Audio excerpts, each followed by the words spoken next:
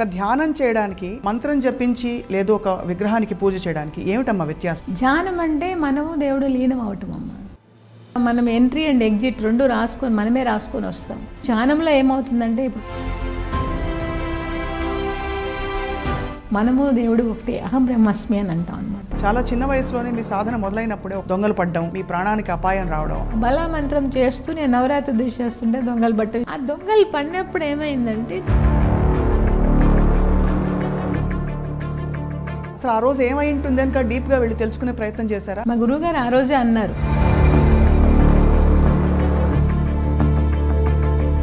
అది ఇదవుతుండగానే నాకు breast cancer వచ్చిందమ్మ.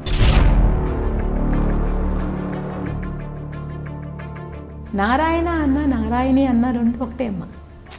మీ చేతిలో పెరిగిన ఇద్దరు పిల్లలు జగన్ గారు, షర్మిల గారు. రాజకీయ పరిస్థితులు చూస్తే మీకు ఇప్పుడు ఏమనిపిస్తుంది? అది మూర్ఖత్వం అనుకోవచ్చు, ఇంకోటి అనుకోవచ్చు. క్రియాశీలక రాజకీయాల్లో స్వర్ణ గారిని చూడొచ్చు అంటారా? హోమం చేసేటప్పుడు కూడా అమ్మవారు ప్రత్యక్షం అయిందని చెప్పి ఇది జరుగుతుందమ్మా? ఇది వాస్తవం మీరు నమ్ముతారా? నువ్వు మళ్ళా పొగలో చూసుకోవటం, మళ్ళీ అగ్నిలో చూసుకోవటం అవసరమా? ఎంతో బలహీనత చూస్తావు, బలాన్ని చూడు.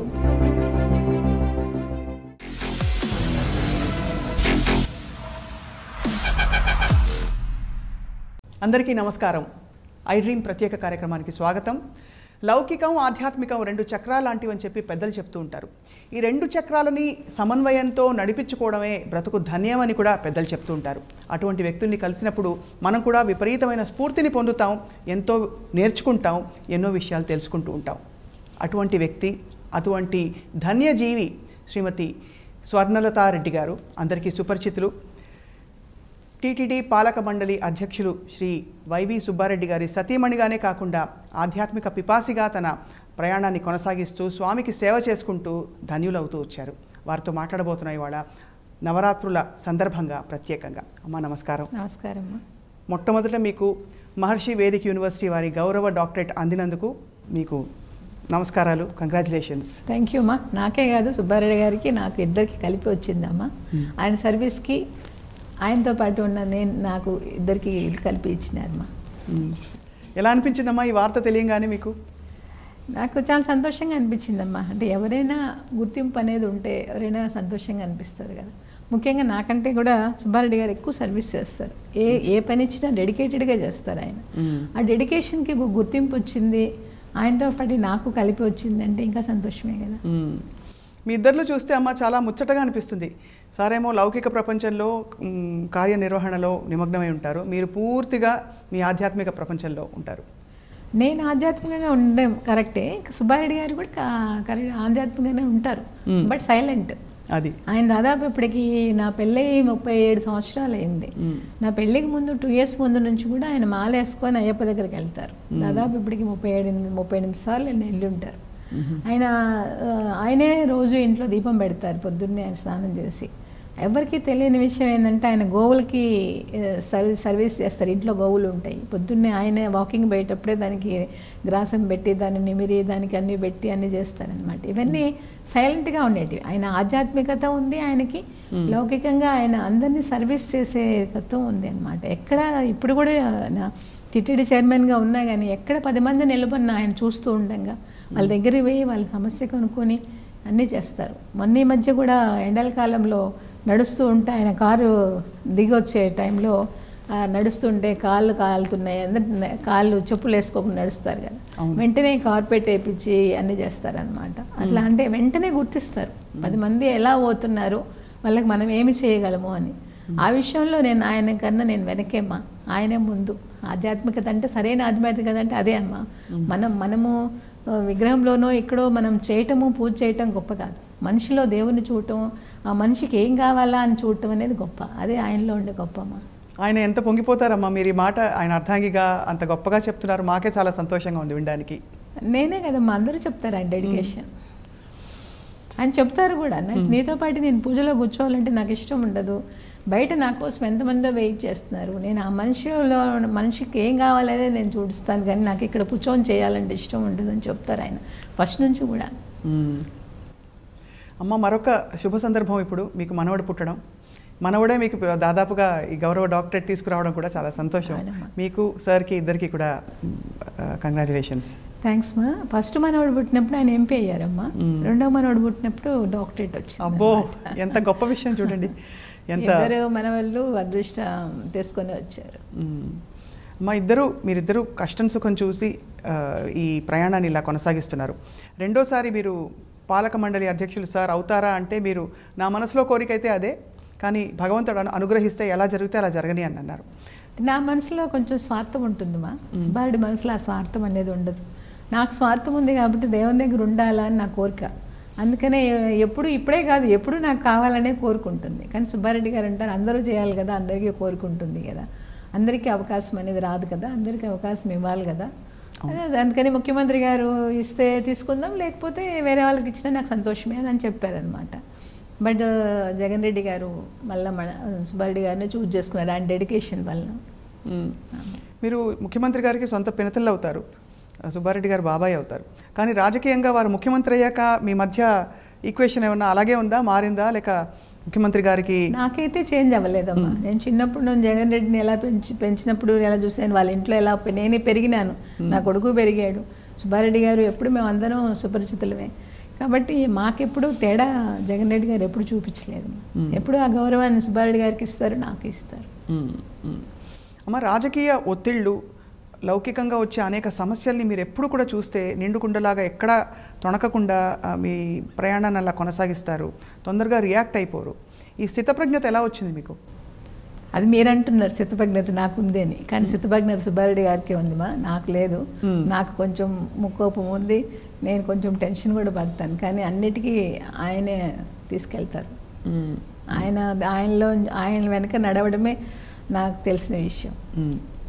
మిమ్మల్ని దగ్గరగా తెలుసుకున్న వ్యక్తులు అందరికీ తెలుసు మీరు ఎంత సాధన చేస్తారని. పొద్దున్నే లేచి గోపూజతో మొదలుపెట్టి సుబ్బారెడ్డి గారితో పాటు మీరు పూజ చేసుకుంటారు, గుళ్ళకి వెళ్తారు, మళ్ళీ తిరుమల కొండకు వెళ్ళినప్పుడు స్వామికి ఎంత సేవ చేస్తారో కూడా తెలిసిన విషయం. మామూలుగా మీరు ధ్యానం చేయడానికి కూడా ఇష్టపడతారు. ఒక ధ్యానం చేయడానికి, మంత్రం జపించి లేదు ఒక విగ్రహానికి పూజ చేయడానికి ఏమిటమ్మా వ్యత్యాసం మీరు మీ అనుభవంలో? ధ్యానం అంటే మనము దేవుడు లీనం అవటం అమ్మ. మనము శ్వాస ద్వారా మనకి లింక్ ఎక్కడ అంటే దేవుడితో మనకి లింక్ శ్వాస ద్వారా. శ్వాస మనకి శిఖాయ మధ్య పరమాత్మ వ్యవస్థిత అని అంటే మన శిఖ మధ్యలో ఆయన పరమాత్మ ప్రతి ఒక్కరిలోనూ ఉంటారనమాట. అది ఏ విధంగా వ్యక్తం అవుతాడంటే మనలో ఉండే చైతన్యము శ్వాస ప్రాణం ద్వారానే వ్యక్తం అవుతాడనమాట ఆయన. ఎప్పుడైతే మనం ఎంట్రీ అండ్ ఎగ్జిట్ రెండు మనమే రాసుకొని వస్తాం, దానికే ఆయన సాక్షిభూతుడిగా మన చైతన్యాన్ని ప్రాణాన్ని ఇస్తాడు. అది మనం ధ్యానంలో ఏమవుతుందంటే ఇప్పుడు మన సెల్ ఫోన్ ఛార్జింగ్ చేసుకున్నట్లు మన ఆత్మ, మన లోపల ఉండే ఆత్మ ఛార్జింగ్ చేసుకోవాలంటే ఆ పరమాత్మతో లీనం అవుతేనే ఛార్జింగ్ చేసుకోగలం. మనం ఆ రోజు ప్రశాంతంగా గడపాలా అంటే అందుకే నాకు పొద్దున్న లేస్తేనే ధ్యానం చేసుకోవడం ఇష్టం. ఎందుకంటే కొంతసేపు మనం ఆయనలో లీనం అవుతాం. ఆంజనేయ స్వామి చెప్తారు మెడిటేషన్లో ఉండేటప్పుడు నేను రాముడు ఒకటే, జాగ్రత్తావస్థలో ఉన్నప్పుడు ఆయన నా ప్రభువు, నేను ఆయన దాసుడని. ఆ విధంగా మనము ధ్యానావస్థలో ఉండేటప్పుడు మనము దేవుడు ఒకటే, అహం బ్రహ్మస్మి అని అంటాం అనమాట. అయితే మనం ఆ స్థితి తెలుసుకోవడానికి టైం పడుతుంది. ఒకసారి ధ్యానం చేసిన దానికో 2 సార్లు ధ్యానం చేసిన దానికో మన అహం బ్రహ్మస్మి అనుకోవడానికి లేదు. అది లోపల మనం ఫీల్ అవ్వాలి, ఆయన నేను ఒకటే. ఈ శ్వాస పైన నుంచి ఆయనది వస్తుంది. ఆయన అంటే సర్వాంతర్యామి అమ్మ దేవుడు. ఆ సర్వాంతర్యామైన దేవుణ్ణి మనము జగత్తంతా ఆయనలోనే ఉంది, అంత సర్వాంతర్యామి ఆయన ఆ జగత్తుతో కలిపిన ఆయనతో ఉన్న శ్వాస మనం పై శ్వాస అనుకుంటే, జగత్తుతో నిండిన ఆయన శ్వాస మనకి జగత్తుకి ఆశీర్వాదం అనుకుంటే ఎంత తృప్తిగా ఉంటుంది. చాలా అంటే ఇప్పుడు నువ్వు చేసే శ్వాస నీతో ముడిపడలేదు, జగత్తుతో ముడిపడి ఉంది. అదేవిధంగా పూజ, అదేవిధంగా స్తోత్రం. నువ్వు ఆయన చేస్తున్నావు అంటే నీ ముందర ఆయన ఉన్నారు. ఇంత సర్వాంతర్యామిగా ఉన్న ఆయన్ని నువ్వు ఒక చిన్న విగ్రహ రూపంలో నీ ముందర ఆయన్ని కూర్చోబెట్టుకొని, నీ ముందర ఆయన్ని పెట్టుకొని నువ్వు పూజ చేస్తున్నావు అంటే ఎంత సంతోషంగా ఉంటుంది. ఇది ఊహించి మన పెద్దవాళ్ళు టెంపుల్స్ ఇవన్నీ పెట్టింది. సర్వాంతర్యామైన అందరూ చూడలేరు. మనకు ముందు ఒక మన విగ్రహంగా మన ముందర పెడితే ఇది ఏంటి అనే ఆలోచన మనకు కలిగితే, దాన్ని ఆలోచన మనం విస్తరింప చేసుకుంటూ పోతే దాన్ని పూజ, స్తోత్రము, ధ్యానము అనే క్రమ పద్ధతిలో వస్తుంది. అయితే చాలామంది అక్కడ వరకే ఆగిపోతున్నారు, దాన్ని ముందుకు పోవాలి. ఈ విగ్రహం అనేది విగ్రహంగా లేదు, సర్వాంతర్యామిగా ఉంది, నాలో ఉంది, నీలో ఉంది, అందరిలో ఉంది. అది ఏంటి, అది ఎలా కనుక్కోవాలి మనము అని మనం క్వశ్చన్ చేసుకుంటే మనకు ఆ స్తోత్రాల్లోనే దొరుకుతుంది. అమ్మ 3 పంథాలు మనం చూసాం. మీరు చాలామంది గురువులతో, పీఠాధిపతులతో సన్నిహితంగా చాలా విషయాలు తెలుసుకున్నారు. మీరు ద్వైతము, అద్వైతము, విశిష్టాద్వైతము, ఈ 3 బాటలలో 3 సమానం అని మీ అనుభవమా, లేక ఒకటి మరింతగా మనం సాధన చేశాక వచ్చే స్థితి అంటారా? 3 కరెక్టే అమ్మా. 3 ఒకదాని తర్వాత ఒకటి వచ్చే స్థితి. అంటే ఇప్పుడు మనం ఏమీ లేదనుకున్నప్పుడు విశిష్టాద్వైతం అంటే జగత్తు ఉంది, అమ్మ ఉంది, అయ్య ఉన్నాడు, అంటే మనము ఉన్నాం జగత్తులో. జగత్ అనేది మిథ్య అనేది మనం ఎట్లా అడుగుతాం? గిచ్చితే మన నొప్పి తెలుస్తుంది. మన ముందర మన భర్త, మన పిల్లలు, మన సంసారం, మన ఇరుగు పొరుగు వాళ్ళు అన్నీ కనపడుతున్నాయి. కాబట్టి జగత్ అనేది మిథ్య అని ఎట్లా అవుతుంది? మిగతా మిథ్య కాదు. సో జగత్తుతో అమ్మ, ఆయన ముగ్గురు మనము అంతా కలిస్తేనే ఈ విశిష్టాద్వైతం అనేది. అది మనం ప్రాథమికంగా మనం ఇప్పుడు చేసే స్థితి, అది విశిష్టాద్వైతం మనం చేస్తున్నాము. అదే ద్వైతానికి వెళ్ళేటప్పటికి జగత్తుని తీసేస్తున్నారు. అంటే ఇంకొంచెం పరిణిత స్థితి. జగత్ అనేది మిథ్య, నీకు ఇదంతే, నీ కళలో నువ్వు ఎలా అనుకుంటున్నావు, కళ పొద్దున్న లేస్తే నువ్వు కళలో నువ్వు నిజం అనుకుంటున్నావు. జాగ్రత్తావస్థలోకి వచ్చినప్పుడు కళ లేదు, ఇది స్వప్నము, ఇది ఇట్లా మిథ్య అని అనేది జరిగిపోయింది, కళ్ళలో జరిగిపోయింది అని అనుకున్నప్పుడు ఈ జీవితం కూడా నీకు ఇలా జరిగిపోతుంది. ఈ జీవితం తర్వాత మళ్ళీ పునరపి మరణం, పునరపి జననం అని ఇలా మళ్ళీ జరుగుతుంటుంది. కాబట్టి జగత్తుకి నువ్వు ఇంపార్టెన్స్ తక్కువ చెయ్యి, ఓన్లీ దేవుడు నువ్వే ఉన్నావు అనేది సెకండ్ స్టేజ్ ద్వైతం అనేది. అక్కడి నుంచి కూడా పరిణితి చెంది, అంటే ఇప్పుడు శంకరాచార్యులు ఇట్లా పెద్ద వాళ్ళందరూ ఋషులు వీళ్ళందరూ తాదాప్యమైన వాళ్ళు దేవుడు నువ్వు ఆయన ఒకటే అని తెలుసుకున్న వాళ్ళు అద్వైతంలోకి వెళ్తారన్నమాట. అంటే నేను ఆయన ఒకటే అన్నప్పుడు అదే ధ్యానావస్థ. అదే విశిష్టాద్వైతం అనేది పూజావస్థ అయినప్పుడు, ద్వైతం అనేది కొంచెం పరిణితిస్తుంది అయితే ధ్యానావస్థలోకి వెళ్ళి నేను దేవుడు అహం బ్రహ్మాస్మి అని అనుకోవడం అద్వైతం. అద్వైత స్టేజ్కి మనం వెళ్ళాలి అంటే చాలా కష్టపడాల్సి ఉంటుంది. అది కారణ పురుషులకి, సిద్ధ పురుషులకి ఇంతవరకు జరుగుతోంది. కాబట్టి మనం ఆ పరిణితి చెందుకుంటూ వెళ్ళాలి. ఈ జన్మకు కాకపోతే మళ్ళా జన్మ కన్నా కానీ మనం ఆ స్థితికి చేరుకోగలిగి ఉండాలి. అమ్మ ఇప్పటికి కూడా మీరు ఇంత సాధన చేస్తూ పదవులు చూశారు, సంపద చూశారు, అన్నీ చూసిన తర్వాత కూడా ఇంకా ఏదో తెలుసుకోవాలి, ఏదో ఒకటి ఉంది అని చెప్పి మీలో ఒక తృష్ణ ఎప్పుడు కొనసాగుతుంటుంది. మీరు తెలుసుకున్న అనుభవాలు మాతో 1-2 పంచుకోవాల్సిందిగా కోరుతున్నాం. ముఖ్యంగా ఎందుకంటే మీకు చాలా చిన్న వయసులోనే మీ సాధన మొదలైనప్పుడే ఒక ఎక్స్పీరియన్స్ అయిందని 2-3 ఇంటర్వ్యూస్లో మీరు చెప్పారు. దొంగలు పడ్డం, మీ ప్రాణానికి అపాయం రావడం, ఆ సమయంలో మీరు మిమ్మల్ని కాపాడడం అనేది. నేను చిన్నప్పటి నుంచి అంటే అమ్మ వాళ్ళ ఇంట్లో బాగా భక్తిగా ఉంటారు. మా అమ్మ ఎప్పుడు మేము లేచేటప్పటికి మా అమ్మ పూజ గదిలో ఉంటుంది అనమాట.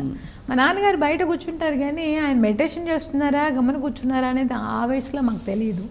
అలా చిన్నప్పటి నుంచి ఆ దాంట్లో పెరిగినాము. అప్పుడప్పుడు ఆ నాన్నగారు చెప్తూ ఉంటారు ఎలా ఏంటి అని.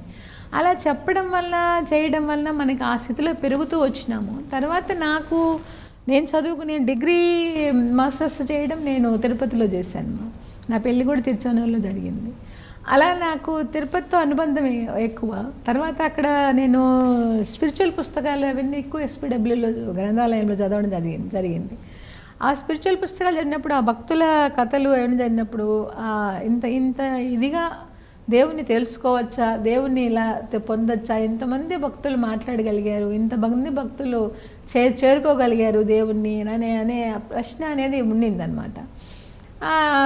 మనం ఎందుకు చేరుకోలేము అని. తర్వాత పెళ్ళైపోయి నాకు బాబు పుట్టిన తర్వాత మేము ఒంగోలులో కాపురం పెట్టినప్పుడు నాకు హనుమంతరావు గారు అని ఆయన గురువుగారు నాకు ముందు బాలామంత్రం ఇచ్చారమ్మా. ఆ బాలామంత్రం చేస్తూ నేను నవరాత్రి దీక్ష చేస్తుంటే దొంగలు బట్ట ఇంతకుముందు చెప్పాను నేను.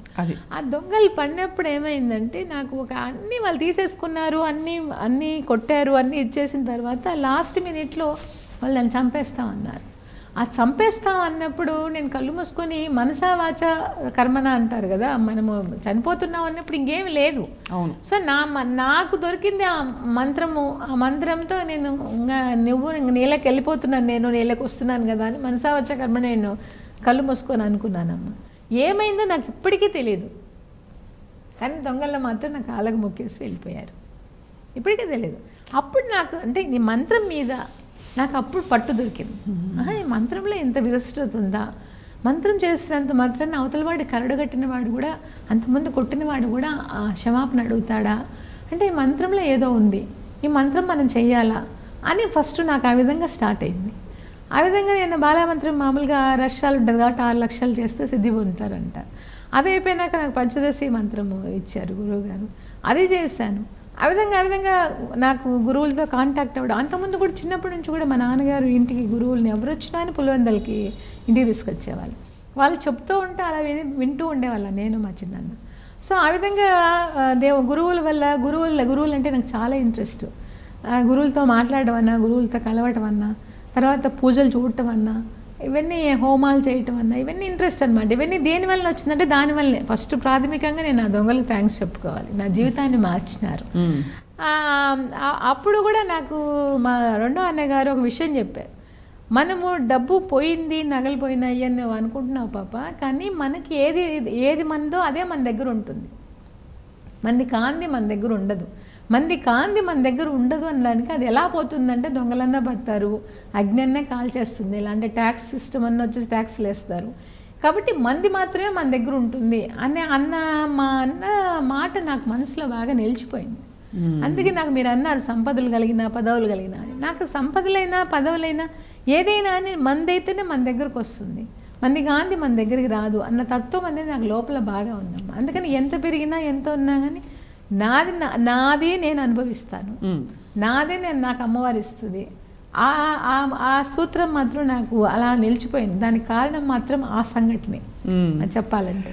ఆ సంఘటన తర్వాత అమ్మా ఇంతమంది గురువులు కలిశారు కదా, అసలు ఆ రోజు ఏమై ఉంటుంది అని తెలుసుకుని ఇంకా డీప్గా వెళ్ళి తెలుసుకునే ప్రయత్నం చేశారా? అంటే ఆ రోజు ఏమైందో నాకు తెలియదు అన్నారు, మీరు మంత్రం చేశారు అంటే ఏవైనా జరుగుండొచ్చు. వాళ్ళకి మీరు ఎలా కనిపించారు, మీ దండం పెట్టడానికి అమ్మవారు మీ ముందుకు వచ్చి నిలబడ్డారా అంటే రకరకాలుగా అన్వయించుకుంటాం. ఏ భయం కలిగిందో తెలియదు వాళ్ళకి. ఎవరైనా గురువులు ఇచ్చే దొంగలు మళ్ళీ వాళ్ళు దొరికినప్పుడు 2 దొంగలే దొరికారమ్మా. 5 మందిలో 3 చనిపోయినారు. మా గురువుగారు ఆ రోజే అన్నారు, అమ్మ నీకు వాళ్ళు కత్తి పెట్టి ఇది చేశారు కదా, ఆ రక్తం చూపించిన వాళ్ళు ఎక్కువ కాలం ఉండరమ్మా అని చెప్పారు. అని దొరికినప్పుడు కూడా 2 దొరికారు, మిగతా 3 చనిపోయినారని చెప్పారు.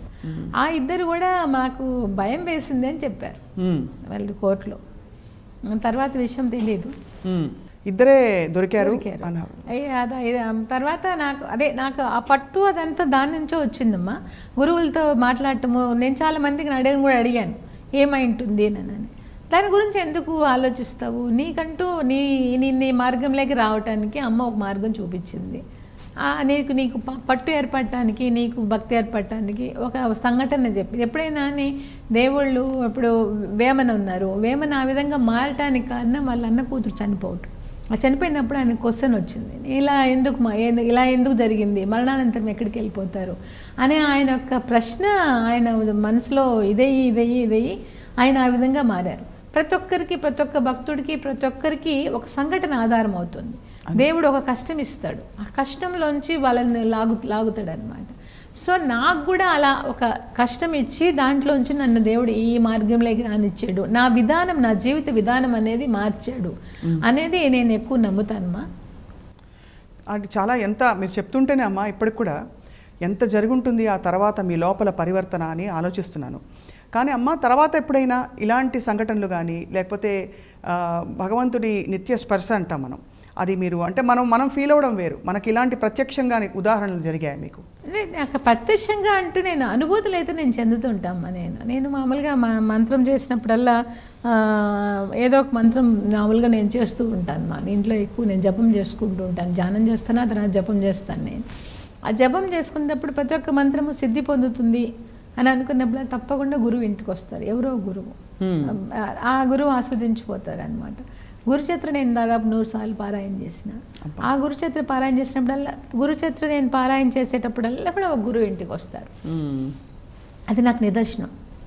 అంటే దేవుడు రూపంలో 4 భుజాలతో రాడమ్మా, మనిషి రూపంలోనే వస్తాడు. అది కూడా శుద్ధ భక్తులైన రూపంలోనే వస్తాడు. ఆ శుద్ధ భక్తులనే మనం గురువు అంటాం అనమాట.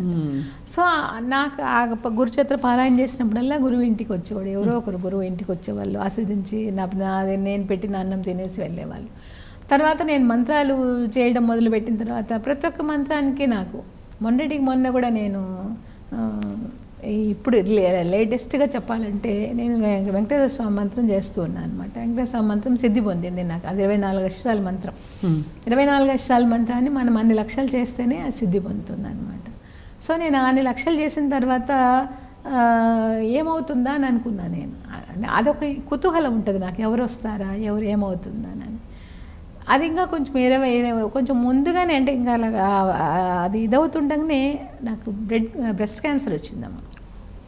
బ్రెస్ట్ క్యాన్సర్ వచ్చినప్పుడు ఎందుకు వచ్చిందా అని అనుకున్నాను నేను. కానీ అస్సలు ఏ విషయంలోనూ, ఏ టైంలోనూ, ఏ ప్రాసెస్లోనూ నాకు నొప్పి కానీ బాధ కానీ లేదు.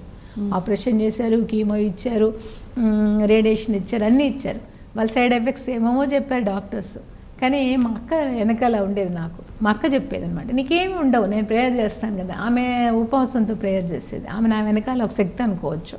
మా ఇంట్లో అందరికి కూడా ఎవరికేం కావాల్సిన ఆమె ప్రేయర్ చేస్తారు. విజయమ్మ గారు ఆమె నీకేమీ కాదు, ఎందుకు అవుతుంది నీకు, దేవుడు మన దగ్గర ఉన్నాడు, దేవుడు మనతో ఉన్నాడు, మనతో ఉండేటప్పుడు నీకేమవుతుంది, ఏమి కాదు అనేదన్నమాట ఆవిడ. అందుకని ఆవిడ ప్రేయర్లో ఉండేది. నాకు ఏం చేసినా కానీ నిజంగా చెప్తున్నానమ్మా, నేను ఒక్కనాడు కూడా ఏ బాధ కానీ ఏమీ కానీ నేను అనుభవించలేదన్నమాట. నాకు దేవుడు ఈ టీటీడీ చైర్మన్షిప్ ఇచ్చి నన్ను తన దగ్గర పెట్టుకొని చేయి పట్టుకొని నన్ను తీసుకొచ్చినాడు.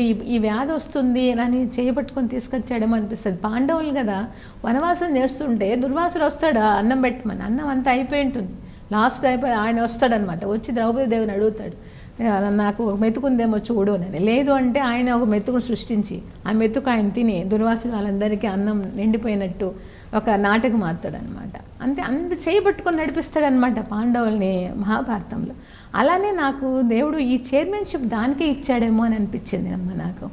నన్ను చేయబట్టుకొని తన దగ్గర పెట్టుకొని ఈ బాధ నుంచి నన్ను విముక్తి చేశాడేమో అని అనిపించింది. తర్వాత మామూలుగా ఎక్కడికి రారు బంగారు టెంపుల్ స్వామి నారాయణమ్మ స్వామి ఎక్కడికి రా. దాదాపు 13 సంవత్సరాలు 15 సంవత్సరాలు అయ్యిందంట హైదరాబాద్కి వచ్చి. ఆయన బెంగళూరు పోయి కూడా 12 సంవత్సరాలు అయిందంట. ఆయన అక్కడే ఉంటారు. ఆయన ఇంటికి వచ్చారు, నేను అసలు పిలవలేదు, ఆయనే ఇంటికి వచ్చారు. వచ్చి నాతో పాలు తీసుకొని నాతో సేపు మాట్లాడి అందరినీ ఆశీర్వదించి ఇంట్లో అందరిని ఆశీర్వదించి వెళ్ళారు. అప్పుడు నేను కారులోకి వచ్చిన తర్వాత కూర్చున్నప్పుడు అడిగాను నేను, స్వామి అంత బాగా జరిగిందా అని. నేను పరిపూర్ణంగా స్వీకరించానమ్మా, బాగుంది అని చెప్పారనమాట. అంటే అది ఎక్కడ స్వీకరించారు పరిపూర్ణంగా, దేన్ని స్వీకరించారు? నా పాలన, నా మంత్రాన్న? నా మంత్రమే కదా, అంతే కదా. ఆ మంత్రాన్ని నేను వెంకటేశ్వర మంత్రం చేశాను, సిద్ధి పొందింది. సిద్ధి పొందినప్పుడు నాకు నిదర్శనంగా నారాయణమ్మ నాయన అమ్మ ఆమె చిన్నప్పటి నుంచి ఆయన ఎన్నో మహిమలు చూపించి బంగారు టెంపుల్ చేసిన ఆయన అమ్మ అంటారు. ఆయన ఎవరు స్వామి అని కూడా అనరు. ఆయన ఇంటికి వచ్చి ఆస్వాదించారు.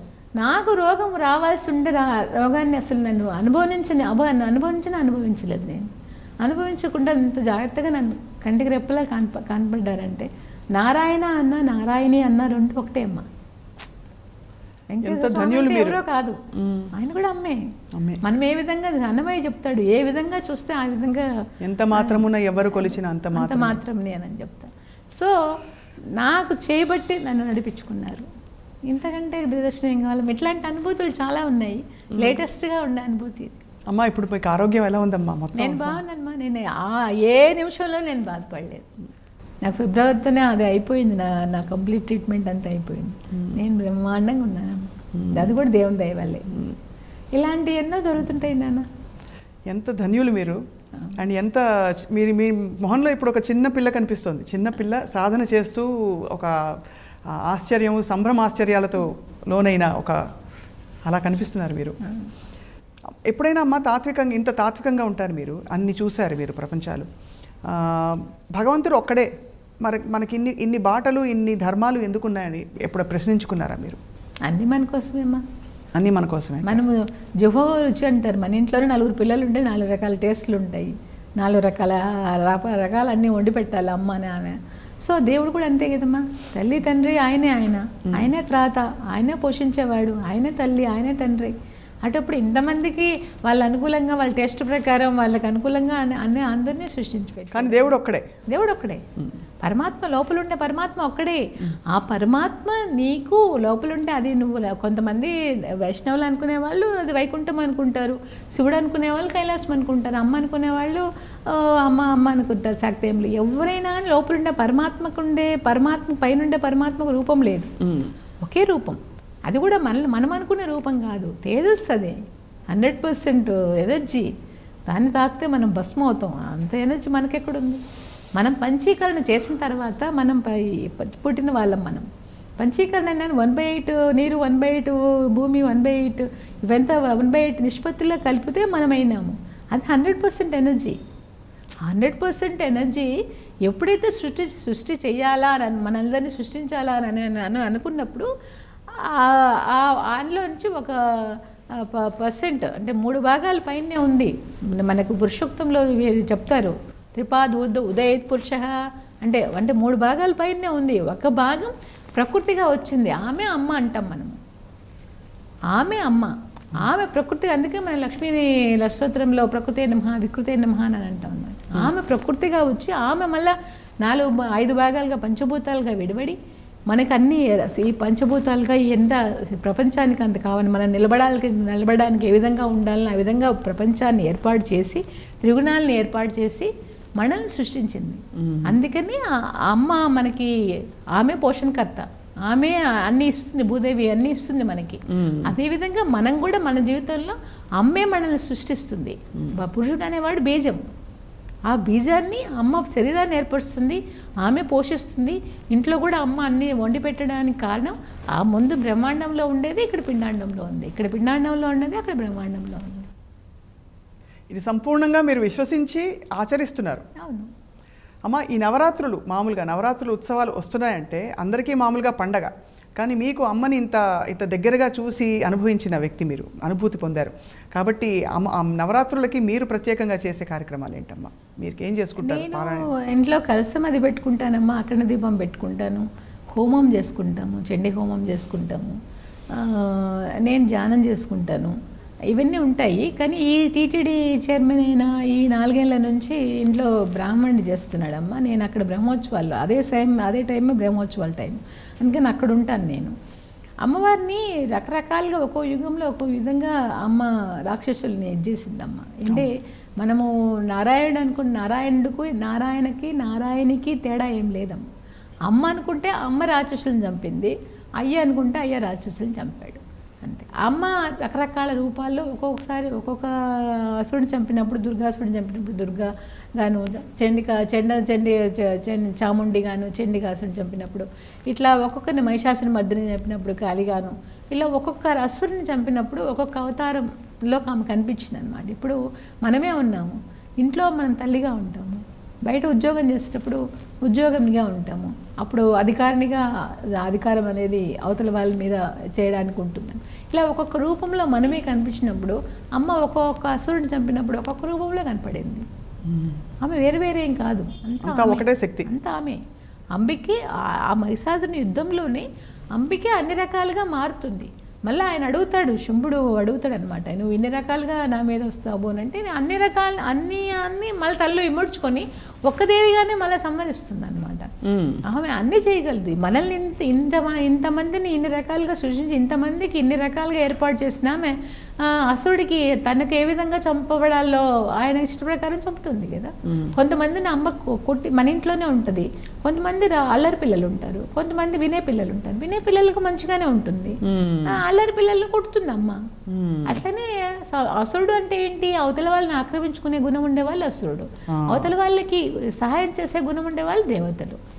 సో వినే పిల్లలు దేవతలు అనుకుంటే, వినని పిల్లల్ని అసురులు అనుకుంటే, ఆమె మన ఇంట్లో మన అమ్మ ఎలా కొడుతుందో అలా వాళ్ళని ఆ విధంగా ఆమె తనలోకి తీసుకుంటుంది. అందరినీ తనలోకి తీసుకునేదే ఎవరెవరి ఇష్ట ప్రకారం వాళ్ళకి, వాళ్ళ తత్వం గురంగా, వాళ్ళ గుణపరంగా ఆ విధంగా అమ్మ అన్ని రూపాలుగా వచ్చింది. సో మనం ఒక్కో రోజు ఒక్కొక్క రూపంగా ఆమెను ఆరాధించడం అనేది మనం ఏర్పరచుకున్నాం. అది మనం కృతజ్ఞతగా మనము ఎప్పుడు ఒకటే చీరతో ఉంటే ఇష్టపడం కదమ్మా. అవును, అనేక రకాల చీరలు, అనేక రకాలుగా, అనేక రకాల ఫంక్షన్లకు అనేక రకాల చీరలు కట్టుకొని రెడీ అవుతాం, అనేక రకాల నగలు వేసుకొని రెడీ అవుతాం. అమ్మను కూడా రోజుకో విధంగా అలంకరించుకుంటారు, వాళ్ళ ఇష్టాన్ని ప్రకారంగా అలంకరించుకుంటారు, వాళ్ళ ఇష్టాన్ని ప్రకారంగా పూజ చేసుకుంటారు. ఇన్ని శంకరాచార్యులు గారు మనకు అన్ని అష్టోత్తరాలు రాశారు. ఒక్కొక్క రూపానికి ఒక్కొక్క అష్టోత్తరం ఉంది, ఒక్కొక్క రూపానికి ఒక సహస్రనామం ఉంది. ఏ విధంగా మనం ఫీల్ అవుతామో, మనం ఏ విధంగా మనము ఆ అమ్మకి పెట్టాలనుకుంటాము, అమ్మ మన ఇంటికి వచ్చినప్పుడు మనం ఏ విధంగా పెట్టాలనుకుంటాము, ఆ నైవేద్యాలన్నీ చేస్తాము, ఆ పూజలన్నీ చేస్తాము. మన ఎదురుగా వచ్చి కూర్చుంది అమ్మ. మనం ఇంట్లో నవరాత్రులు చేస్తున్నామంటే, మనం కలశం పెట్టాము అంటే ఆ కలశంలో అమ్మ వచ్చి కూర్చుంది. అమ్మ వచ్చి కూర్చున్నప్పుడు అమ్మతో నువ్వేం మాట్లాడతావు, అమ్మకు నువ్వేం పెడతావు, మీ అమ్మ మీ ఇంటికి వస్తే ఎలా పెడతావు? అలానే నవరాత్రులు కూడా అలానే ఆ రూపంలో ఆ రోజు ఆ అమ్మకి ఏం కావాలనో అవన్నీ పెడతాం, అవన్నీ తలుస్తాం, అవన్నీ మాట్లాడతాం, అదే ధ్యానం చేస్తాం, అదే ఫీల్ అవుతాం. అమ్మ హోమం చేసేటప్పుడు కూడా చాలామందికి అక్కడికి వచ్చే హోమంలోంచి వచ్చే అనేక ఆకారాలు గురించి మాట్లాడుతూ ఉంటారు. అమ్మవారు ఈరోజు ప్రత్యక్షమైందని చెప్పి ఇది జరుగుతుందమ్మా? ఇది వాస్తవం మీరు నమ్ముతారా? అది ఒక్కొక్క మనసు నాటకం అమ్మ, అంతే, భ్రమ అనమాట. అమ్మ నీకు సర్వాంతర్యామి, ఆమెను తీసుకొచ్చి నువ్వు ఇంట్లో కలిసి రూపంలో పెట్టావు, నీ ముందరే ఉంది అమ్మ, ఆమె కోసమే నువ్వు హోమం చేస్తున్నావు, ఆ మంత్రమే హోమం చేస్తున్నావు అంటే అమ్మ నీ ఎదురుగా ఉంది కదా. నువ్వు మళ్ళీ పొగలో చూసుకోవటం, మళ్ళీ అగ్నిలో చూసుకోవటం అవసరమా? ఓకే, చూసుకున్నావు, నీ ఆనందం కోసం నువ్వు చూసుకున్నావు, అంతే. అంతకు మించి దానికి ఏమి ఆపాదించి మనం ఒక భ్రమలో లీనమైపోలేదు. అమ్మని ఎప్పుడూ ఉంటుంది నీ దగ్గర, నువ్వు పూజ చేసిన నీ దగ్గర ఉంటుంది, పూజ చేయకుండా నీ దగ్గర, నీ శ్వాసలోనే ఉంది కదా అమ్మ. అమ్మ నీ దగ్గర చైతన్య రూపంలో నీ దగ్గర లేకపోతే నువ్వు ఉండవు కదా, అసలు నీలోనే ఉంది అమ్మ. నువ్వు ఎదురుగా తెచ్చి పెట్టుకుంటున్నావు, నీ మనసులోంచి తీసుకొచ్చి ఎదురుగా పెట్టుకుంటున్నావు. ఎదురుగా పెట్టుకున్నప్పుడు అమ్మని ఎదురుగా ఉంది కదా, మళ్ళీ ఊహించుకోవాల్సిన అవసరం ఏముంది? మరి ఈ మహిమలమ్మ వినాయకుడు పాలు తాగాడని చెప్పి కొంతమంది నమ్మకాలు ఉంటాయి, అవన్నీ కొన్ని సైంటిఫిక్గా కూడా రుజువు అయినాయి కదమ్మా. వినాయకుడు అనేది అదేదో మనకి ఆ మట్టిలో అది త్వరలాగా ఉంటుంది కాబట్టి పీల్చుకుందానో, లేకుంటే అవి సైంటిఫిక్గా కూడా అప్పటికప్పుడు సైంటిఫిక్గా సైంటిస్టులు రుజువు చేసేసారు కదా దేనివల్ల అవుతుంది అని. అంటే ఇవన్నీ అడగడానికి దాని ఆంతర్యం ఏంటంటే అమ్మ, భగవంతుడిని చూసుకోవాలనే తపన ఉంటుంది ప్రతి భక్తుల్లో. ఎంత తక్కువ చేసినా ఎక్కువ చేసినా అదే అల్టిమేట్ కదా. సో మరి ఈ సైన్స్ ఏవైతే ఉంటాయో, అంటే ఈ చిన్న చిన్న చిహ్నాలు ఏవైతే ఉంటాయో వాటిని ఎంతవరకు మనం ఒక బాటకి దారి వేస్తున్నట్టు అనుకోవాలి? లేదు, ఇప్పుడు మన పిల్లలకు ఉందమ్మా, పిల్లలకి మనం ఏదో మ్యాజిక్ చేసి చూపిస్తుంటాము, అప్పుడే వాళ్ళు ఇంట్రెస్ట్గా కూర్చుంటారు. ఇప్పుడు ప్రాథమికంగా ఉంటారు, వాళ్ళకి అలాంటివి వస్తే ఎంత సంతోషం ఉంటుంది. అబ్బా అమ్మ నా దగ్గరికి వచ్చింది, అబ్బా నా దగ్గర పాలు తాగారు, అబ్బా నా దగ్గర ఇది విభూతి పడింది, అబ్బా నా దగ్గర తేనె పడింది అంటే ఎంత సంతోషంగా ఉంటుంది. మా ఇంట్లో జరిగింది, నేనే చెప్తాను, దాంట్లో నేను దీపం పెడితే సాయిబాబా దీపం, వాడి మీద సాయిబాబా రూపం ఏర్పడింది. అది ఎలా ఏర్పడిందంటే నేను కూడా చెప్పలేను. కొన్ని మనకి తెలియజెప్పడానికి కూడా ఉంటుంది, కొన్ని మనం ఉత్సాహపరచడానికి ఉంటుంది. మనము దేవునిలో ఎలా దగ్గరకు అవుతాము అనే దాన్ని మనము విశ్లేషించుకోవాలి, అంతే. ఎంత సంపూర్ణంగా ఉందంటే మీ అనుభవం అమ్మ, చాలా ధన్యులం అవుతున్నాం వింటూ. అమ్మ ఇప్పుడు మీరు అక్కగారు విజయమ్మ గారు, ఆవిడ మీకోసం ప్రేయర్ చేస్తారు, ఇంట్లో ఎవరికేం వచ్చిన అన్నారు. మీ ఆధ్యాత్మిక అనుభవాలు పంచుకుంటారు, ఎందుకంటే భగవంతుడు ఒక్కడే, కానీ మీరు ఎంచుకున్న మార్గాలు వేరు. ఎప్పుడైనా అలాంటి షేరింగ్కి అవకాశం ఉంటుందా మీకు? ఉంటుందిమా. నేను మా నాన్నగారు చిన్నప్పుడు ఆమెకి చిన్నప్పుడే పెళ్లి చేశారు, ఇంటర్ ఫస్ట్ ఇయర్లోనే పెళ్లి చేశారు, 14 ఏళ్ళకి పెళ్లి చేసినప్పుడు వాళ్ళ ఇంట్లో వాళ్ళ అత్తగారు బాప్తిసం తీసుకోవాలి, వాళ్ళ దేవుణ్ణి ప్రేయర్ చేయాలి, ప్రామిస్ చేయాలి అని ఆమెను అడిగారు. అడిగినప్పుడు ఆమె వచ్చి మా నాన్నగారిని అడిగింది, నన్ను వాళ్ళ ఇంట్లో ఇచ్చావు, వాళ్ళు మరి ప్రామిస్ చేయమంటున్నారు అని. అంటే మా ఇంట్లో పూజలు ఇవన్నీ దీనిలో పెరిగినామే కదా, అందుకని అడిగినప్పుడు మా నాన్నగారు ఒకటే చెప్పారు, అమ్మ దేవుడు అంతా ఒకటే, పరమాస్వరూపం ఒకటే అయినప్పుడు ఏ విధంగా పోతే ఏముంది, ఒక్కొక్కరు ఒక విధంగా ఒక్కొక్క బాటలో పోతారు. మీ అత్తకి ఎదురు చెప్పద్దు, మీ ఇంటి పరిస్థితి అది, మీ ఇంటి బాధ్యత, నువ్వు కోడలుగా చేయాల్సిన బాధ్యత మీ అత్త చెప్పింది ఫాలో అవ్వాలి, కాబట్టి నువ్వు దాంట్లోనే చెయ్యనింది. ఆమె దాంట్లోనే ఆమె రోజుకి మనకంటే ఎక్కువ రోజుకి 5 సార్లు 6 సార్లు ప్రేయర్ చేసుకుంటారు. ఆమె చర్చిలో 2 గంటల సేపు ప్రతి వారము దేవుని గురించి ఉపన్యాసం ఇస్తారు. ఇప్పటి వరకు ఆమె 15 పుస్తకాలు నాకు రాసింది దేవుడి మీద. ప్రతి ఒక్కటి దేవుడి గురించి చెప్పమంటే బ్రహ్మాండంగా చెప్తుంది. మేము ఆమె దగ్గర మేము వినటము దేవుడు అనే వింటాం, కానీ ఇక్కడ మన దాంట్లో కూడా మనకి ఇన్ని దేవుళ్ళు ఉన్నారు, అన్నీ ఒక తత్వంగానే చూస్తాం. రామాయణం చదువుతాము, కృష్ణుని మహాభారతం చదువుతాము, భాగవతం చదువుతాము, అమ్మవారి గురించి చదువుతాము, ఎక్కడ మాకు తేడా అనిపించలేదు. అంత తత్వం ఒకటే అయినప్పుడు పైనుంచి వచ్చిన తత్వం ఒకటే. ఎవరెవరు మనం ఎలా ఇష్టపడతామో అలా ఇష్టపడినప్పుడు నా అనుభవాలు నా అనుభూతులు నన్ను ఆమె గౌరవిస్తుంది, ఆమె అనుభూతులను ఆమె గౌరవాన్ని నేను గౌరవిస్తాను. ఆమె బాగా ఎలక్షన్స్ నిలబడినప్పుడు సీఎం కావాలనుకున్నప్పుడు ఆమె ప్రేయర్ చేస్తూ ఉన్నింది. ప్రేయర్ చేస్తూ ఉంటే ఆమెకు ఐడిటిట్ అని అనిపించింది స్వరం. ఆమెది మేము గౌరవిస్తాము.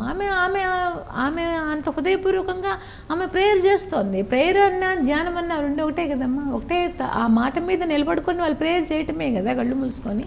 అదే ధ్యానంలో కూడా అదే కదా, అంటే ద్వైతం. అది వాళ్ళు దేవుని వేరుగా చూస్తున్నారు. దేవుడు యేసుక్రీస్తు అనే అతను ఉన్నాడు, అతన్ని మనం ప్రేయర్ చేస్తున్నాము, ఆయన వచ్చి సాయం చేస్తున్నాడు. ఆయన నా నామము నా పేరిట చేసినప్పుడే నేను జ్ఞానం చేస్తాను అని చెప్పినాడు అనే నమ్మకం మీద వాళ్ళది ఆధారపడి ఉంటుంది. ద్వైతం అది, అంతే. అలాగే చూస్తారు మీరు. అలాగే చూస్తాను. నా అనుభవాలను ఆమె గౌరవిస్తుంది. మీ దొంగ ఇన్సిడెంట్ చేసేటప్పుడు కూడా మేము ఎక్కడికైనా వెళ్ళేటప్పుడు కానీ అందు కూడా మా ఇంట్లో ప్రేయర్, మా ఇంట్లో ఏ ఏ ఏ శుభకార్యం జరిగినా ఫస్ట్ ఆమె ప్రేయర్ చేస్తారు. ఆమె ప్రేయర్ చేసి ఆమె ఆస్వాదించిన తర్వాతే వేరే వాళ్ళు ఆస్వాదిస్తారు. మా ఇళ్ళల్లో, అందరి ఇళ్ళల్లో, మా ఇళ్ళల్లో. సో అంతకుముందు బావ ఆమె ఆస్వాదించేవాళ్ళు, ఇంటికి పెద్ద వాళ్ళే. తర్వాత ఆమె బావ వెళ్ళిన తర్వాత ఆమెతో మాకెప్పుడు ఆమె వేరే దృష్టితో మేము ఎప్పుడు చూడలేదు. ఫస్ట్ ఆమె ఆస్వాదిస్తారు, ఆమె ఆస్వాదించిన తర్వాత వేరే వాళ్ళు ఆస్వాదిస్తాము. ఆమె భావాలు మేము గౌరవిస్తాం, మా భావాలను ఆమె గౌరవిస్తాము. ఎక్కడ మాకు తేడా అనేది రాదు. తేడా అనేది వచ్చింటే రాజశేఖర్ రెడ్డి గారు ఎవరి సీఎం ఇన్నిసార్లు పోనంతగా ఆయన తిరుమలకు వచ్చారు. తిరుమలకు వచ్చి ఆయన మొక్కున్నారు అంటే ఆ దేవుడే ఒకటే అని అనుకుంటేనే కదమ్మా, లేకపోతే ఎలా మొక్కుతారు? వాళ్ళ లోపల క్వశ్చన్ అనేది వస్తుంది కదా, మనం ఎందుకు మొక్కుతున్నామని. అంతవరకు రాజశేఖర్ రెడ్డి గారు అయ్యేంతవరకు ఏ సీఎం చూడనన్ని సార్లు ఆయన తిరుమల సందర్శించారు, దేవుడిని చూశారు, దేవుడి కార్యక్రమాలు ఎన్నో చేశారు. ఆయన చిలుకూరు స్వామిని అడిగితే చెప్తారు ఆయన ఎన్నిసార్లు ఆయన ఉటకిస్తుంటారు. రాజశేఖర రెడ్డి గారు ఎన్ని దేవాలయాలకు ధూప నైవేద్యాలకు ఇచ్చినారు అని. ఆయన ఏమి మరి క్రిస్టియన్ అయితే క్రిస్టియన్ కనుక ఈ చర్చిలకే ఇవ్వాలి కదా, మరి మన దేవాలయాలను ఎందుకు ఉద్ధరించారు, మన దేవాలయాలకంతా ఎందుకు ఇచ్చేశారు? ఈవెన్ మన టీటీడీ దీంట్లో కూడా వారసత్వాన్ని, ఆయన అర్చకుల వారసత్వాన్ని, పోటు వాళ్ళ వారసత్వాన్ని ఆయన అంగీకరించి జీవో జారీ చేశారు. జగన్ గారు కూడా ఈరోజు టీటీడీలో కానీ దేంట్లో కానీ వేలు పెట్టరు. మన ఆగమానుసారమే ఎలా జరగాల్సి ఉంటే అలా జరగమని చెప్తారు. ఈ రోజుకి ఆయన ఎన్ని దేవాలయాలు సుబ్బారెడ్డిని కట్టమని చెప్తున్నారు. ఇప్పటికీ దేవాలయాలు 1200 దేవాలయాలు కట్టారు. ఇంకా 2000 దేవాలయాలు కట్టడానికి సుబ్బారెడ్డి గారు ముందుకెళ్తున్నారు. ఇవన్నీ వేరే భావం ఉంటే జరగదు కదమ్మా. అవును, వాస్తవం. మీరు ఎంత జరిగే పరిస్థితులు ఒకటైతే మీరు దాన్ని అర్థం చేసుకున్న పద్ధతి అమ్మా, మేమందరం చూస్తున్నది అంత గొప్పగా అర్థం చేసుకున్నారని చెప్పి. అమ్మ, ఇంత మీరు జీవితం చూశారు, ఆధ్యాత్మికంగా మనం అన్నీ రాసి పెట్టుకునే వచ్చామని బలంగా ఇక్కడి నుంచి నమ్ముతారు మీరు. ఏది ఎలా జరగాల్సి ఉంటే అలాగే జరుగుతుంది, మనది ఏదైతే అదే అవుతుందని. ఇంట్లో అయిన చిన్న విషయం, ఉదాహరణకి ఇది సున్నితమైన ప్రశ్న, మీ చేతిలో పెరిగిన 2 పిల్లలు జగన్ గారు, షర్మిల గారు, వాళ్ళ రాజకీయ పరిస్థితులు చూస్తే మీకు ఇప్పుడు ఏమనిపిస్తుంది? అంటే ఏమన్నా చివుక్కుమంటుందా, లేదు ఇద్దరు అన్నా చెల్లెలు కలవాలని? ఎవరు దేనికి పోరాడాలో వాళ్ళు పోరాడుతున్నారు. ఒక ఆయన సక్సెస్ అయ్యారు, ఇంకొక ఆమె సక్సెస్ అవుతుంది, అంతే. ఇప్పుడు మన ఇంట్లో కూడా అమ్మని అడుగుతాము, అమ్మ నాకు లడ్డు కావాలని ఒకరు అడుగుతారు, జలేబీ కావాలని ఒకరు అడుగుతారు. అమ్మ ఒకరోజు ఇది చేసి పెడుతుంది, ఇంకో రోజు వచ్చి చేసి పెడుతుంది. సో అమ్మ ఆయనకి ఇచ్చేసింది, సక్సెస్ ఇచ్చేసింది, ఆయన కష్టపడ్డారు, ఆయనకి ఇచ్చేసింది. ఇప్పుడు ఏం కష్టపడుతుంది, ఏమికి ఇస్తారు? మీకు 2 పిల్లలే కాకుండా ఎట్లా పోతారు? అంతే మరి అదే గొప్ప అమ్మ మనసు. కాబట్టి మా ఇంట్లో మా జాయింట్ ఫ్యామిలీ, మా చిన్న పిల్లలు మేము కలిసి పెరిగేవాళ్ళం. నేను ఒకరోజు ఇలానే నాకు పూరి కావాలని చెప్పి ఏడ్చాను.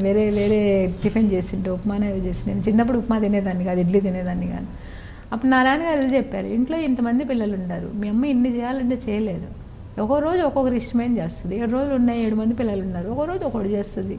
నీ ప్లేట్లోకి ఏది వస్తే అది నువ్వు తినాలి అని చెప్పారు. ఈ రోజుకి కూడా నేను అది ఫాలో అవుతాను. ఈ రోజుకి కూడా నేను వంట వాళ్ళకి నేను ఇది వండమని చెప్పను, నా ప్లేట్లోకి ఏది వస్తే నేను అది తింటా అని ఫాలో అవుతాను. అది మూర్ఖత్వం అనుకోవచ్చు, ఇంకోటి అనుకోవచ్చు.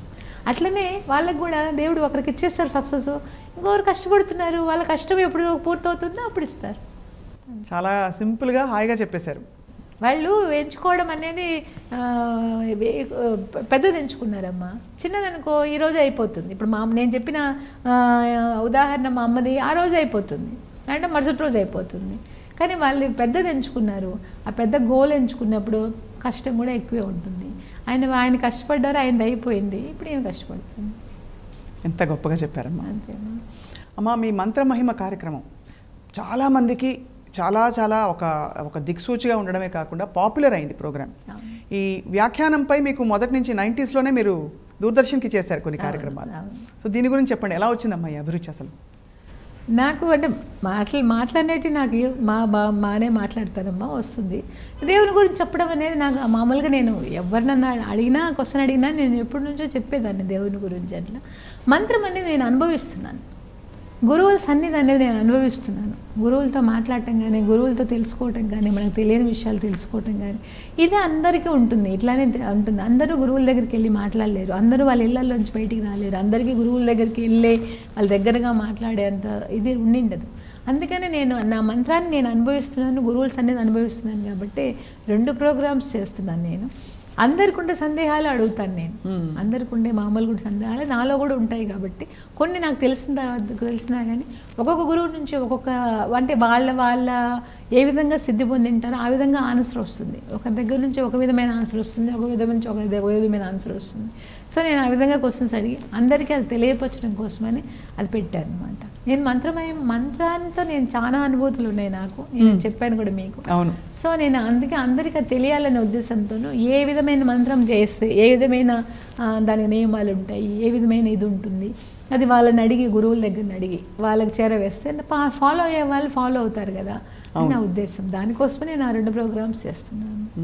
మీరు కూడా చాలా అనుభూతులు పొందారని చెప్పారు. మంత్రమహిమ అంటే ఈ మంత్రం చేయడానికి ప్రత్యేకమైన విధానం ఉంటుందమ్మా? ఎక్కడ ఉంటే అక్కడ చేసుకోవచ్చు ఎవరైనా? అంటే ఏ కోరికలు లేకపోతే ఎక్కడైనా చేసుకోవచ్చు. మనం కోరికలు అంటూ నియమం ఉంటుంది. ఇప్పుడు మనము బిర్యానీ చేయాలనుకున్నాము, అది కూడా మనము ఓవెన్లో చేయాలనుకున్నాము, అప్పుడు ఆ ఓవెన్కి పాటించాల్సిన నియమాలు పాటించాలి కదా, లేకపోతే కరెంట్ షాక్ కొడుతుంది, లేకపోతే బిర్యానీ అవ్వకపోవచ్చు. కానీ బియ్యం కడగాల, అది ఇంత మాత్రంతో దాన్ని పెట్టాలా, ఇన్ని కలపాలా అనే ఒక సూత్రాలు ఉంటాయి కదా, ఆ సూత్రాలు ఫార్ములా ఎలా ఫాలో అవుతారు. మంత్రానికి కూడా నువ్వు కోరిక కావాలా అనుకున్నప్పుడు నీకు ఆ కోరికకి ఎలా చేయాలా అనే ఫార్ములాకి కొన్ని సూత్రాలు ఉంటాయి. ఆ సూత్రాలు కట్టుబడి చేయాల్సి ఉంటుంది. ఏమీ లేదనుకో, అందరితో పాటు నేను, అందరితో పాటు అందరూ బాగుంటే నేను బాగుంటాను అనుకున్నామనుకో, అప్పుడు దేవుడికి ఏం లేదు. ఇప్పుడు దేవుడు అంతటా ఉన్నాడు. చెత్తలో ఉన్నాడు, వేరే మామూలు చోటు ఉన్నాడు, చెడ్డ చోటు ఉన్నాడు, అన్ని చోట ఉన్నాడు. 2 ఆయనే, చెడ్డ ఆయనే మంచి ఆయనే. సో అన్ని చోట్ల ఉన్నాడు ఆయన. సో నువ్వు అన్ని చోట్ల ఉండే ఆయనకి అంతా బాగుండాలని చేసేటప్పుడు ఏం నియమాలు లేవు. అమ్మ, సిద్ధులు పొందడం అని 2-3 సార్లు అన్నారు మీరు. సిద్ధి పొందడం అంటే ఏమిటి? అది పొందినట్టు మనకు ఎలా తెలుస్తుంది? అదే చెప్పాను కదమ్మా, మంత్రం అంటే మంత్రం ఎన్ని అక్షరాలు ఉంటుందో అన్ని అక్షరాలు చేయాలి.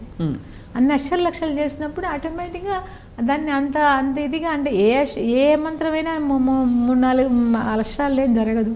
సో నువ్వు 3 లక్షలు చేసినావంటే నువ్వు కాన్సన్ట్రేట్ నువ్వు చేసినావంటే ఆ నియమం ప్రకారము ఆ కాన్సన్ట్రేషన్లో నీ భక్తి వ్యక్తమైనప్పుడు తప్పకుండా నీకు ఆ అనుభూతి నువ్వు ఏ రూపంలో అడిగావో ఆ రూపంలో అనుభూతి ఇస్తుంది. ఒకవేళ నువ్వు అనుభూతి చెందకపోతే చెప్పడానికి గురువులు వస్తారు, అమ్మాయి నువ్వు ఇది మంచి జరిగింది అని చెప్తారు. నీకే అర్థమైపోతుంది కదమ్మా. ఎంత గొప్పగా ఉందంటే అమ్మ నవరాత్రుల సందర్భంగా మీరు చాలా గొప్ప విషయాలు అమ్మతత్వం గురించి చెప్పారు. ఐ డ్రీమ్ ప్రేక్షకులకి మంచి మాట, అమ్మవారి తత్వం ఎలా ఈ నవరాత్రుల్లో ప్రత్యేకంగా స్మరించుకోవాలి చెప్పవలసినగా కోరుతున్నాం. అంటే ఇంతకుముందే చెప్పాను, అమ్మ నుంచి అంటే శాక్తేయ విధంగా చూసినప్పుడు మనం పురుషోక్త విధానంగా చూసినప్పుడు నారాయణ నుంచి వచ్చింది అట్లా అనుకుంటాము. శాక్తేయ విధంగా చూసినప్పుడు అమ్మ మహాకాళి, మహాలక్ష్మి, మహాసరస్వతి అనే 3 రూపాల్లో అంటే బిందు రూపం అనేది పరమాత్మ స్వరూపం. దానికి రూపం లేదు. దాని నుంచి 3 విధాలుగా వ్యక్తం అవుతుంది, మహాకాళి, మహాసరస్వతి, మహాలక్ష్మి అని. అక్కడి నుంచి మళ్ళీ మహాకాళి నుంచి మళ్ళీ 2 వస్తారు, రుద్రుడు, సరస్వతి వస్తారు. మూల మహాలక్ష్మి నుంచి లక్ష్మీ, బ్రహ్మ వస్తారు. మహాసరస్వతి నుంచి నారాయణుడు, ఉమ, వాళ్ళిద్దరు వస్తారు. ఆ విధంగా ముగ్గురు అమ్మల నుంచి 3 రకాలుగా జంటలు వస్తాయి. ఆ జంటలు వస్తే సృష్టి మళ్ళీ అమ్మ చేయడం కోసమని ఇక్కడుండే సరస్వతిని బ్రహ్మ కలుపుతుంది. ఆయన సృష్టికర్త. అట్లనే స్థితికర్తగా మహాలక్ష్మిని విష్ణువు కలుపుతుంది. అట్లనే నారాయణ్ని శివుడికి కలుపుతుంది. ఒక్కొక్కరికి ఒక్కొక్క విధానం ఏర్పరుస్తుంది అమ్మ. ఒకరిని సృష్టి చేయమంటుంది, ఒకరిని స్థితి చేయమంటుంది, ఒకరిని లయ చేయమంటుంది. ఈ విధంగా అమ్మ దగ్గర నుంచి త్రిమూర్తులు వచ్చినారనమాట. 3 అమ్మల దగ్గర నుంచి 3 త్రిమూర్తులు, త్రిదేవతలు వచ్చినారు. వీళ్ళు కాపాడటంలో మనకి ఇదవుతుంది. ఈ నవరాత్రుల్లో మనము అమ్మతత్వాన్ని ఎక్కువ తీసుకుంటాం. అవును. అంటే మనలో ఉండే చెడ్డ గుణాలు, అసురుడు అంటే చెడ్డ, అవును, దేవత అంటే మంచి, అవతలలో మంచి కోరుకోవడం, మంచి చేయడం అనేది దేవత. ఇంకొకరిని లాక్కోవడం, ఇంకొకరిని కోరుకోవడం అనేది అసుర లక్షణం. సో మనలో ఉండే ఈ అసుర లక్షణాలు, ఈ దేవ లక్షణాలు 2 ఉంటాయి. ఈ 2 ఉండేటప్పుడు ఈ నవరాత్రుల్లో నువ్వు శుద్ధిగా మంత్ర జపం చేసుకుంటూ పూజ చేసినప్పుడు నీలో ఉండే అసుర గుణాలని అమ్మ తీసేస్తుంది. అమ్మ తత్వాన్ని తెలుసుకున్నప్పుడు అమ్మ తీసేస్తుంది. అమ్మ తీసేసినప్పుడు నువ్వు చిత్తశుద్ధి ఏర్పడుతుంది. నీ చిత్తశుద్ధి ఏర్పడినప్పుడు నీకుండే గోల్, నువ్వు దేవుళ్ళు ఎలా కలుస్తావు అనే గోల్కి నువ్వు దగ్గర అవుతూ వస్తావు. నీలో ఉండే ప్రశ్న, నీలో ఉండే విచారణ తత్వం విధంగా అమ్మ పెంచుతూ ఉంటుంది అనమాట. నువ్వు ఎంత శుద్ధిగా చేస్తుంటావో, నీ ఎంత చిత్తశుద్ధిగా ఉంటావో, నిన్ను ఆ విధంగా అమ్మలేకి తీసుకోవడం కోసం, అమ్మకు దగ్గర అవ్వడం కోసం నిన్ను పరిణితి చెందిన వ్యక్తిగా నిన్ను మారుస్తుంది. ఇది నవరాత్రి యొక్క ఉద్దేశం, అమ్మ ఉద్దేశం. మా మంత్ర మహిమ గురించి ప్రపంచానికి చెప్తున్నారు గురువుల ద్వారా. మీరు మంత్రం ఉపాసించారు చాలాసార్లు. మంత్రం చేసిన తర్వాత, అన్ని లక్షల సార్లు చేసిన తర్వాత మనం పొందే స్థితి ఏంటమ్మా? మాంసపిండం మంత్రపిండం అవుతుందమ్మా. అంటే ఇప్పుడు చాలామంది ఫస్ట్ మెచ్యూరిటీ ఉండదు. మామూలుగా దేవుణ్ణి మామూలుగా చూస్తుంటాం, మామూలుగా మనం మంత్రం బిగిన్ చేస్తాం. ఎప్పుడైతే మంత్రం మనలో అనువనువున, అంటే లక్షలు సిద్ధిబుద్ధి పొందడం అనేది కేవలం మన లక్షలు అనేది ఎంచుకోవడం ఒకటి అవుతుంది. అది కాదు, మన లోపల అనువనువు ఎప్పుడైతే ఆ మంత్రం నిండిపోతుందో, ఎప్పుడైతే మాంసపిండం మంత్రపిండం అవుతుందో, సర్వాంతర్యామిని చూడగలుగుతావు. నువ్వు ఆ పరబ్రహ్మ తత్వాన్ని చూడగలుగుతావు. మనకు భద్రాచల రామదాస్ ఉన్నారు, అంతా రామమయం అని పాడాడు. ఎట్లా మనకు కనపడింది, మనకి కెమెరాలాగా స్వప్నలాగా కనపడేటప్పుడు అంత రామమయం అని ఎలా పాడాడు అంటే అనువనువున ఆయన చూడగలిగాడు. ప్రతి ఒక్క అణువు చూడగలిగాడు. అనువనువున ఆపించున్నాడు ఆ రాముడు. ఆయన ఎందుకంటే రామమంత్రం చేశాడు కాబట్టి అంత రాముని రూపమే కనపడుతుంది. అందుకే అంత రామమయం అన్నాడు. అదే మనకు తిరుమల తీసుకుంటే అన్నమయ్య గారు ఉన్నారు. ఆయన ఫస్ట్ చిన్నప్పుడు వచ్చినప్పుడు కోనేటి రాయుడు వీడు అని చెప్పి ఆయన పాట పాడాడు. అదే లాస్ట్కి వచ్చినప్పుడు పరబ్రహ్మం ఒక్కటే, బ్రహ్మం ఒకటే అని చెప్పి పాట పాడాడు. అంటే ఆయన పరబ్రహ్మ తత్వాన్ని చూడగలిగాడు. ఆ మెచ్యూరిటీ వచ్చినప్పుడు ఆ అనువనువు ఆ మంత్రసిద్ధి ఎప్పుడైతే జరుగుతుందో, ఎప్పుడైతే ఆ మాంసపిండం మంత్రపిండం అవుతుందో, ఎప్పుడైతే అనువనువు సిద్ధాంతం పొందినప్పుడు వాళ్ళు అనుభూతి చెందుతారు. అంతటా ఉండే పరబ్రహ్మ తత్వాన్ని చూడగలుగుతారు. అది చూసినప్పుడే ఇంకా ఆ మంత్రానికి సిద్ధి అనేది అప్పుడు కలుగుతుంది. మనం ఎంచుకోవడం వలన కలిగేది కాదు, అది పైకి. అంటే అనిపిస్తుందమ్మా, ఆ స్థితిని దర్శించుకున్న తర్వాత లౌకికంగా వాళ్ళకి మారిపోతుందా అసలు వాళ్ళ అంతరంగం? మారిపోతుంది. అంతటానికి ఎవరు ఏ మంత్రం చెప్పిస్తున్నారో అది కనపడుతుంది కదా. స్వప్నలాగా కనపడలేదు, స్వప్న రాముడిలాగానే కనపడుతుంది. ఏం నేను అనుకుంటే అమ్మవారిలాగా ఉంటుంది. నేను ఇప్పుడు మనమే అంటుంటాం, ఎవరైనా గుళ్ళల్లో ఆడవాళ్ళు కనిపించిన అమ్మ మీరు అమ్మవారిలాగా ఉన్నారు అని. అంటే నువ్వు అమ్మవారిని అనుకుంటున్నావంటే అమ్మవారిలాగా కనపడింది. ముందు నీలో భావం కలగాలి. యద్భావం తద్భవతి. ముందు నీలో ఆ భావం కనపడపోతే ఆమెను అమ్మవారిలాగా ఉందని ఎలా అంటావు? ముందు నువ్వు గుర్తు చేసుకోవాలి కదా అమ్మవారు ఎలా ఉంటుందని. నువ్వు అనుభూతి చెందితే ఆ అనుభూతి నీకు బయట కనపడాలి. దాని అనువనువు నిండాలి, ఆ తాదాత్మ్యత పొందాలి. ఆ పొందినప్పుడే ఆ స్థితి కలుగుతుంది. మీరు అనేక సార్లు మీరు గురువుల సన్నిధిలోనే మీరు మంత్రం ఉపాసించి, మంత్రం జపించి లక్షల సార్లు చేశారమ్మా. మీకు ఎప్పుడైనా అలాంటి అనుభూతి కలిగిందా? తప్పకుండా అమ్మా. మనకు గురువుల దగ్గర ఎందుకు పోతామంటే మన కర్మ అంతా వెన్నెముకలోనే ఉంటుందంట. ఎంత ప్రారంభ కర్మ ఉందో, ఎంత సంచిత కర్మ ఉందో అంత. ఒకసారి మనము మంచి శుద్ధుడైన గురువుని కనుక ఆశీర్వాదం తీసుకున్నప్పుడు, వాళ్ళ చెయ్యి మన వెన్నెముకని నివిన్నప్పుడు 7 జన్మల కర్మ నశిస్తుందంట. 7 జన్మల కర్మ నువ్వు చూసిన దానికే నువ్వు ఆయన ఆశీర్వాదం తీసుకున్నప్పుడు నశించినప్పుడు, దీంట్లో నీకు ఆ 7 జన్మల్లో నువ్వు అనుభవించాల్సిన పరిణితి అనేది ఒకసారిగా వచ్చేస్తుంది కదా. ఆ పరిణితి వచ్చినప్పుడు నువ్వు వాళ్ళ దగ్గర ఆ శుద్ధత్వాన్ని పొందుతావు. ఆ శుద్ధత్వాన్ని పొందినప్పుడు నువ్వు సిద్ధశుద్ధి సరిగ్గా ఉంటుంది. చిత్తశుద్ధి సరిగ్గా ఉన్నప్పుడు ఆయన దగ్గర నువ్వు భగవంతుని దర్శిస్తావు. నువ్వేమనుకుంటున్నావు ఆ భగవంతుని దర్శిస్తావు.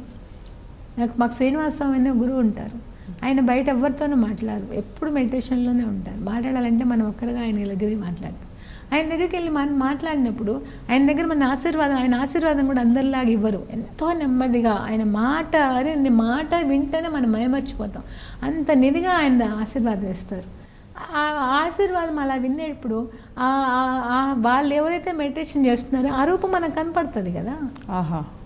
ఆ రూపం కనపడినప్పుడు మనం ఏ గురువుల దగ్గర మనం ఆశీర్వాదం తీసుకుంటున్నామో ఆ గురువులు ఏదైతే ధ్యానిస్తున్నారో, కుర్తాళన స్వామి ఉన్నారు, ఆయన దశమా విద్యలు అన్నీ, కాలభైరవుడు అన్ని మంత్రాలు చేసిన ఆయన దగ్గర శ్రీ విద్య అంతా ఉంది ఆయన దగ్గర. ఆయన చూస్తేనే మనకి అమ్మవారి అలా అనిపిస్తుంది. అలా మనం చూసినప్పుడు మనం ఆయన దగ్గర ఆశీర్వాదం తీసుకున్నప్పుడు ఆ తత్వం మనలోకి వస్తుంది కదా. ఆ తత్వం మనలోకి వచ్చినప్పుడు మనం అది చూడగలుగుతాం కదా. ఇప్పుడు నేను బంగారు టెంపుల్ నారాయణమ్మ స్వామి చెప్పాను. ఆయన చిన్నప్పటి నుంచి ఆయన అమ్మగానే ఇది అయ్యాడు. ఆయన స్వామిని కూడా ఎవరనరు. అమ్మనే అంటారు. ఆయన చేసే పూజ ఎలా ఉంటుంది, ఆయన చేసే అంటే ఆయన విగ్రహం పెట్టి ఆయన అభిషేకం చేస్తున్నా, హారతి ఇస్తున్నా ఎదురుగా అమ్మ ఉన్నట్టే ఎంత నిదానంగా తిరుగుతారో, ఎంత నిదానంగా హారతిస్తారో, ఆయన నడక కూడా వయ్యారంగా ఉంటుందన్నమాట.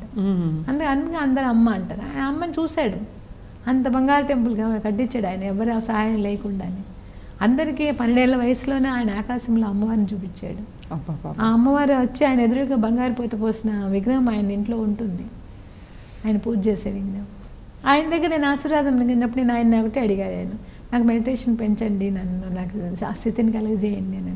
ఆయన పూజ చేసుకున్న రూమ్లో నన్ను కూర్చోపెట్టారు గంట సేపు. ఎట్లయినా ఆ శుద్ధత్వం అనేది మనలో నిన్నప్పుడు మన మైండ్ కూడా ఆ శుద్ధత్వంతో ఉంటుంది కదమ్మా. ఆ గురువుల దగ్గర వాళ్ళు ఏది చేస్తున్నారో ఆ శుద్ధత్వం మళ్ళీకి వస్తుంది, మళ్ళీ ఆశీర్వాదం తీసుకున్నప్పుడు. మళ్ళీ మన బాహ్య ప్రపంచానికి వచ్చినా కానీ అది తొందరగా మళ్ళీ దాంట్లోకి వెళ్ళడానికి సాయం చేస్తుంది. అది రెండు కనెక్షన్ అడిగాను నేను. అది ఆ కనెక్షన్. అందుకే గురువులు మనం అడిగేది, అందుకే గురువులతో మనం ఆశీర్వాదం తీసుకునేది, గురువులతో మాట్లాడేది, గురువులతో మనము. మామూలుగా శుకుడు భాగవతంలో చెప్తారు, ఆయన పాలు పితికినంత సమయం మాత్రమే ఒక చోటు ఉంటాడంట. అట్లాంటి శుకుడు పరీక్షత్తుకి 7 రోజులు భాగవతం చెప్తాడనమాట. అలాంటి ఎందుకు వచ్చారు వాళ్ళు గురువులు? ఆయన ఒక సిద్ధి పొందినాడు కాబట్టి, ఆయన కర్మ సిద్ధి పొందింది కాబట్టి ఆయన శుకుడు వచ్చి ఎక్కడ పాలు పితికినంత టైం ఉండే ఆయన శుకుడు వచ్చి ఆయన భాగవతం చెప్పాడు. భాగవతం చెప్పినప్పుడు ఆయన లాస్ట్గా ఆయన చనిపోయేటప్పుడు ఆయన మోక్షస్థితికి వెళ్ళిన తర్వాత బాహ్య శరీరం విడిపడుతుంది. అందరికీ బాహ్య శరీరం ముందు విడిపడుతుంది, ఆయన మోక్షస్థితికి వెళ్ళిన తర్వాత ఆ పాము వచ్చి కాటొచ్చి బాహ్య శరీరం అనేది విడిపడుతుంది. గురువులు అంత శక్తిమైన గురువులు అనేవాళ్ళు మనకు దేవునికి దగ్గర చేస్తారు మా.